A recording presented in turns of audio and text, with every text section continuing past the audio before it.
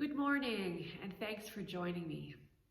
This will be my last reflection for the year 2020 as I take a little bit of a R&R over the Christmas and into the New Year break. I look forward to joining you once again in January 2021.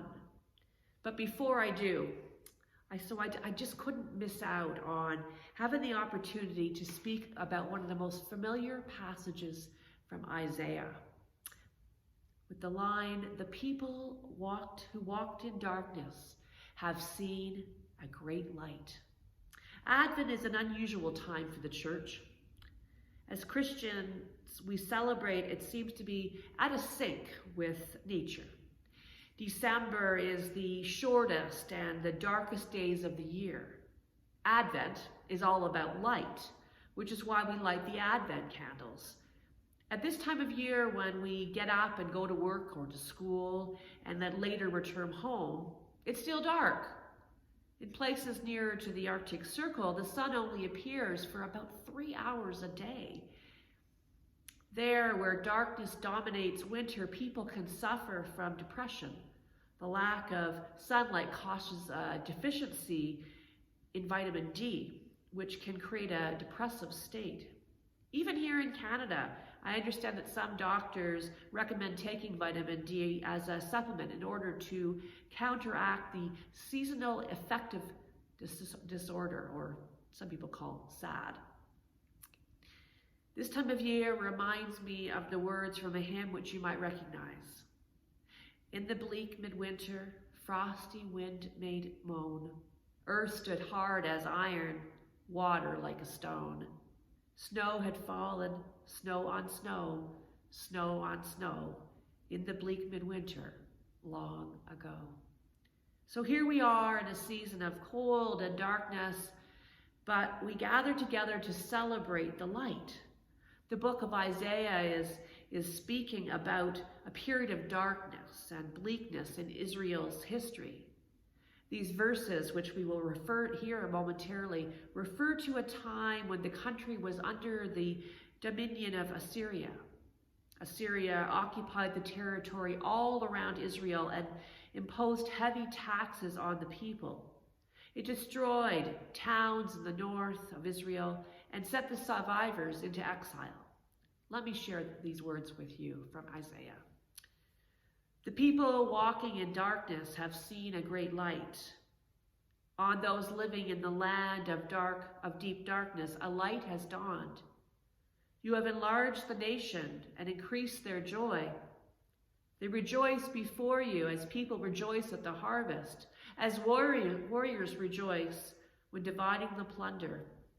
For as the day of Midian's defeat, you have shattered the yoke that burdens them, the bar across their shoulders, the rod of their oppressor. Every warrior's boot used in battle and every garment rolled in blood will be destined for burning, will be fuel for the fire. For unto us a child is born, to us a son is given, and the government will be on his shoulders. And he will be called Wonderful Counselor, Mighty God, Everlasting Father, Prince of Peace. Of the greatness of his government and peace there will be no end. He will reign on David's throne and over his kingdom, establishing and upholding it with justice and righteousness from that time on and forever. The zeal of the Lord Almighty will accomplish this." Sometimes as individuals, we have to live through a season of winter sadness and darkness. In fact, a season of winter weather can make it a personal winter of discontent seem even darker. We go through the motions of living, but underneath we feel weighed down. It might be a darkness we just can't seem to put our finger on. It eludes us. Sometimes it's a secret we hold inside ourselves, possibly a childhood trauma, something we personally find difficult to face, let alone speak about it to somebody else. The author of Isaiah has no illusions about the reality of despair and how it could cripple his people. But in this passage, regardless of the gravity of their circumstances, He has given the people of God new hope. Isaiah declares, those who have walked in darkness have seen a great light. And he is speaking to them from the center of that darkness. He is proclaiming hope in one of the bleakest midwinters of Israel's history. Regardless, Isaiah writes, they rejoice before you as with joy at the harvest.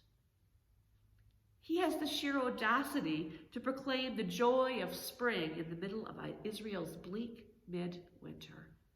Isaiah sees a harvest festival when all the crops are dead and all the leaves are fallen from the trees.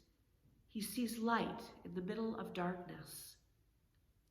Juliana Classes, a professor of Old Testament in South Africa, once put it very well in a way that really made sense to me.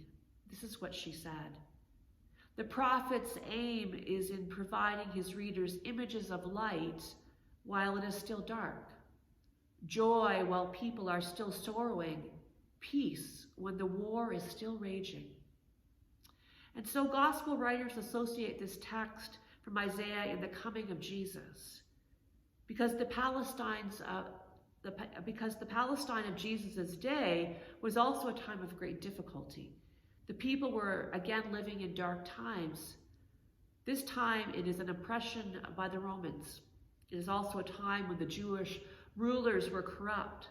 This is the world that Jesus is born into. For the gospel writers, Jesus is the light of God coming into a time of utter darkness and despair. I'd like to suggest that it is in those times of deepest darkness, sadness, and despair where we can meet Jesus.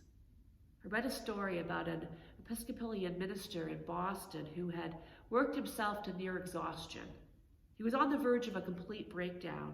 He was greatly depressed and almost gave up in despair. But he took some time off and went away on a trip to Israel in the winter of 1865. While there, he rode his horse from Jerusalem across the dark landscape of Bethlehem on the night of Christmas Eve. And as he rode his horse, he saw the lights of the small town of Bethlehem in the distance coming nearer to him. And later, as he walked along its streets, among those lights, he found hope again. He later wrote a song which has in it these words, O little town of Bethlehem, how still we see thee lie. Above thy deep and dreamless sleep, the silent stars go by. Yet in the dark street shineth the everlasting light. The hopes and fears of all the years are met in thee tonight. Christmas Eve is almost here, and we are all making our way through the bleak midwinter. And possibly for some of us here, that winter is bleaker and darker than others. If that is true for you today, then God assures you that the light of Christ is found in the darkest of places. It is the month of December, but it is also Advent, the season of light. So there is no place, no matter how dark, where we have to walk, where he has not already walked before us. Because in the bleak midwinter, the people walking in darkness have seen a great light. May it be so, and I wish you all a joyous, thoughtful Christmas celebration in the bubbles that you have created, and know that my prayers are with you each and